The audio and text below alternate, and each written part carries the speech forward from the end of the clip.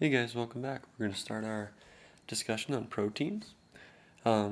Proteins, we're talking about our four major macromolecules. All cellular processes are going to involve proteins to some extent. Proteins are our most diverse biological molecule, and we use them for pretty much everything. We joked in general biology, if you don't know the answer, guess protein, because you're probably right. Structure of our bodies, nutrition, they're edible, enzymes to help us digest things, transporting substances, communicating between cells, defense proteins. They do so many jobs in our body. So cells build thousands of different proteins by stringing together amino acids. So the building block for proteins are amino acids. So what's a protein?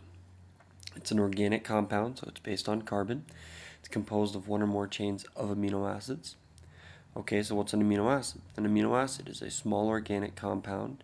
It has organic, means it's got carbon based. It's got an amine group, which is nitrogen.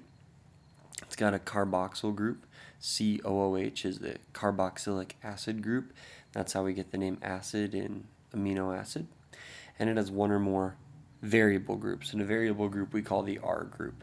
The R group is what gives the identity to an amino acid. All amino acids have this guy and this guy. It's really what we change in the R group that makes the amino acid what he is. So here's what they look like. All our amino acids start with something very simple, a carbon with a hydrogen. Next to that we need the amine group, NH2. We need our carboxylic acid group, C double bonded OOH. And then here goes our R. When we do that, we have our 4 bonds on our carbon, and it is having a complete octet, and it's very stable. So, not terribly exciting, but there you have it. You string this together, and as you change your R group, you can get 20 different amino acids, and you can make really anything you need to make. So when you go to build a protein, you're going to start to string amino acids together, and we're going to make something called a polypeptide. So we started with amino acids. As we get more amino acids, they're going to connect to each other with peptide bonds. They're going to use a condensation reaction, which you'll probably remember produces water, and it's between the amine group of one and the carboxyl group of another. So let's take a look at what that looks like. So here we've got methionine. Fun fact, this guy is called, he's the result rather of the start codon. Every protein has the same first 3 letters in its RNA strand, and they will code for methionine. And so he's our start codon. We're going to start with methionine, and we have our amino acid with our carbon, our carboxylic acid, our amine group, and then we have an R group, which is this long structure here, and a different R group and a different R group. And so here we're going to take that hydrogen and oxygen out of methionine. We're going to take hydrogen out of serine, and when we put those two together, what we're going to get is water. Right? So there's that guy, OH, there's hydrogen going there, and when we're done up here, we get H2O, hence the name condensation, right? When you get condensation on a water bottle, it's water. And so when those are gone, carbon's got a couple of extra electrons who don't have a place to be. Nitrogen's got a couple of extra electrons that don't have a place to be.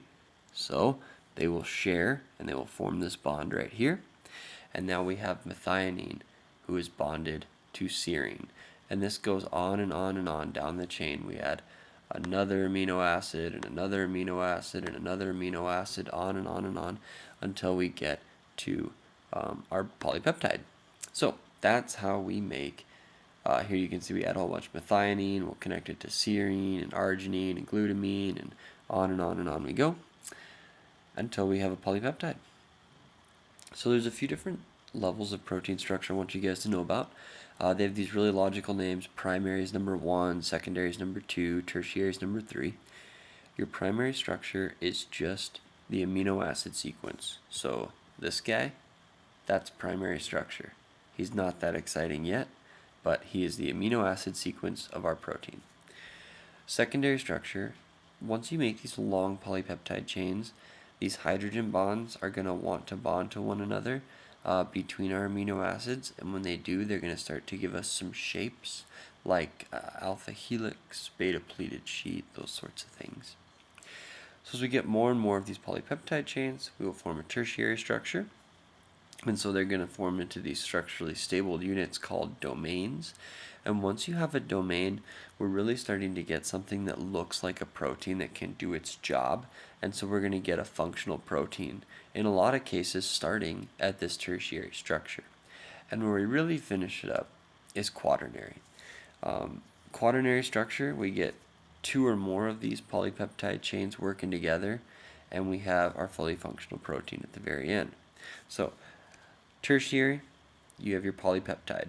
Some will stop there and work there as their polypeptide. Quaternary, other proteins like hemoglobin need different polypeptides to be working together, and so some of our proteins are going to exist as quaternary structures. They'll both get the job done. So some proteins are made by lots and lots and lots of polypeptides, so aggregates, right, of thousands of polypeptides that work themselves into these strands or sheets, and one example of that type of protein would be hair. So your hair is primarily made of keratin, which is a protein, fingernails, toenails, that kind of stuff, keratin, undigestible stuff. And so here's, for the more visual people, we don't have methionine, he started somewhere else. We're continuing with lysine, glycine, arginine. So this is our primary structure. It's just a straight line of amino acids. It's nothing that amazing just yet. Number 2, we get to a secondary structure. So we're getting a polypeptide now. So we're getting a helix here. So we're getting this long helix. When we get enough helices and we get a few sheets, we get a tertiary structure. So some of these helices are going to want to bond to each other. And when they do, we're going to get these coils bonding to each other. We're going to start to take a much larger shape. And so they say we can have a functional domain like a barrel or a pocket. So an opening inside of the protein would be a barrel or a pocket, and the coils of a globin chain form a pocket. Now here we have a quaternary structure where we took one of these tertiary structures. He's right here.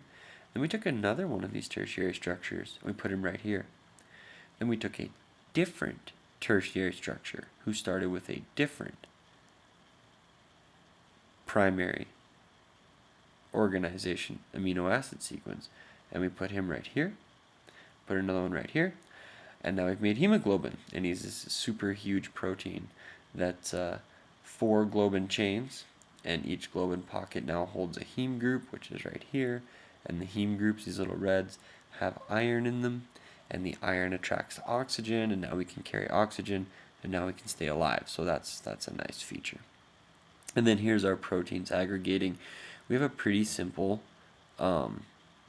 really just a helix of keratin, another helix of keratin, another helix of keratin, and we put, thousands of these together into this big keratin bundle, and we put lots of keratin bundles together, and we get a human hair. So kind of cool. That's what your hair is made out of. It's really just protein, undigestible protein. So some functional proteins. Some of our fibrous proteins are going to contribute to all sorts of jobs, organizing cells and tissues. We have proteins that just help other cells. We have proteins that make up cell parts like cytoskeleton, things that we've talked about earlier in the year, helping our bodies move, all that kind of stuff. Proteins do all these jobs. Sometimes proteins don't have to just be a protein. They can be a protein and a sugar. If we put a sugar with a protein, we call them a glycoprotein. And glycoproteins allow a tissue or a body to recognize its own cells. So glycoproteins are super cool. They kind of hang out on the edge of the cell membrane, and they just stick out and like high-five their neighbor all the time. And skin cells know they're next to other skin cells, and everybody's in the right place because my glycoproteins say I'm a skin cell, my neighbor's glycoproteins say he's a skin cell. Everybody's cool. If you get cut, all these glycoproteins reach out to touch their neighbor, and their neighbor's not there, and there's no skin cells, and your body freaks out, which is cool. It's important that it does that. So there's also some lipids that can bond with our proteins, and they can make what's called a lipoprotein. Cool? Glyco, sugar, sugar protein, lipo, fat, fat protein. Cool? So the protein with the lipid is the lipoprotein. And we get a couple of these, HDL and LDL, which transport cholesterol from the liver. It's important to note that these two are very different. HDL is called high density lipoprotein. This guy is the good guy. High density lipoprotein. He is good. LDL, he is bad. Okay, we've got both of them for a reason, of course. It's just we live in an age where we really don't have a shortage of cholesterol in our diets. So HDL, our good guy, he's going to take cholesterol from our bloodstream, and he's going to take it to our liver, and our liver can break that cholesterol down and we can get rid of it. We like him. LDL will take cholesterol from our liver and take it to our bloodstream. We don't like him quite as much because being in America with diets filled with fast food and all sorts of things and lack of exercise and what have you, we're in a situation where we really don't want any extra cholesterol in our arteries and veins. And when LDL takes that cholesterol from your liver and puts it in your arteries and veins, over time it can form a plaque, and then the plaque can lead to atherosclerosis and strokes and heart attacks and a variety of other things that are really not very much fun at all. So lipoproteins, incredibly important. Of course, we have proteins that make cholesterol go both directions. That's kind of the foundation for homeostasis. We like HDL better because we don't want a lot of cholesterol in our arteries and veins. So here's HDL, a picture of the good guy. Hooray! Here's the protein in here. And then these are the lipids sticking out from the protein. And he's pretty cool. He'll go in, grab cholesterol, drag it to the liver. So, take-home message for proteins. What are proteins? They're pretty simple. They are chains of amino acids. The order of the amino acids in that polypeptide tells you the type of protein you're going to make. So that initial information that comes out of your cell early in the game as DNA and messenger RNA, that tells us the order of amino acids, and that order of amino acids is incredibly important, and we really don't want errors in our amino acid order. As our polypeptides are built, they're going to start to twist and fold, and they'll make coils and sheets and loops and all sorts of stuff, and we call those our secondary structures. Those secondary structures bond to each other. They make some functional domains of tertiary structures, and when they do this, our proteins can actually start to do something for our body. And then this one, arguably the most important point for the take-home message. If you didn't get the others, please get this. A protein's shape is the source of its function. Shape determines function. The way a protein is shaped determines the job the protein is going to do. The proteins that make your hair would do an awful job of carrying oxygen to your body. And the hemoglobin, which does a splendid job of carrying oxygen to your body, would do an awful job forming hair and keeping you warm. So they have a specific structure because they have a specific job. Just like tools, just like instruments, just like everything else that we know of, your shape determines your function, and proteins, that point is especially important. So that's it for proteins. I hope that was super simple and some stuff you remembered from biology. So we're going to call it there for now. Thanks.